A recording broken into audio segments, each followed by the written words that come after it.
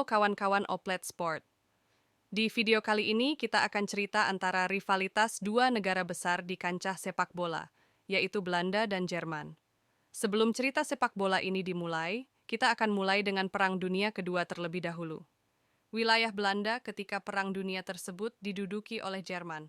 Terjadi kekejaman pada masa perang yang tidak akan kita bahas di sini yang menyebabkan rivalitas di berbagai bidang antara dua negara. Ketegangan ini berimbas pada rivalitas sepak bola. Di awal tahun 70-an terdapat dua klub superpower di masa itu yang menjadi juara Piala Champion untuk 3 tahun berturut-turut. Ajax Amsterdam dari Belanda selama 3 tahun pada tahun 71, 72, dan 73.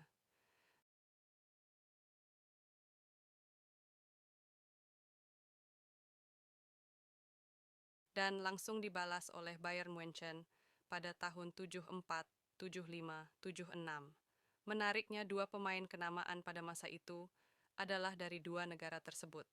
Pemain tersebut adalah Franz Beckenbauer dari Jerman dan Johan Cruyff dari Belanda.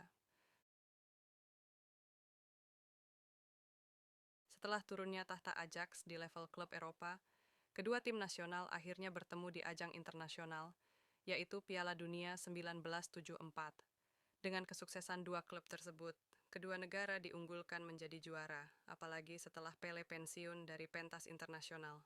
Belanda yang ketika itu mengandalkan skuad dan pelatih dari Ajax melawan Jerman yang memiliki Beckenbauer dan sang bomber Gerd Müller.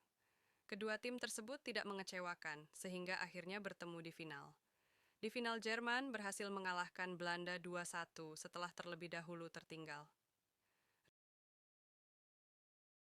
Rivalitas sempat menurun karena perubahan generasi, hingga akhirnya muncul kembali nama Marco van Basten, seorang striker dadakan yang dipanggil karena striker utama cedera. Bersama Ruud Gullit dan Frank Rijkaard, mereka berhasil membalas kekalahan dari Jerman di semifinal Piala Eropa tahun 1988 yang digelar di kandang Jerman. Perayaan menjadi lebih meriah karena mereka berhasil mengalahkan Uni Soviet di final. Kemenangan yang terasa sangat manis dikarenakan ini merupakan trofi mayor pertama dan dimenangkan di tanah Jerman. Di Piala Dunia Italia tahun 1990, Belanda sangat diunggulkan untuk menjadi juara, dikarenakan trio Belanda saat itu sedang berada di penampilan puncaknya. Meskipun ada juara bertahan Argentina dengan pemainnya Maradona, tapi tetap Belanda yang sangat diunggulkan. Dan undian Piala Dunia tidak mengecewakan. Jerman bertemu Belanda di perdelapan final. Sempat terjadi insiden ludah antara Rijkaard dan Rudi Voller yang membuat Rijkaard di kartu merah dan membuat Jerman akhirnya menang. Alhasil, Jerman pun melanjutkan momentum sampai ke final.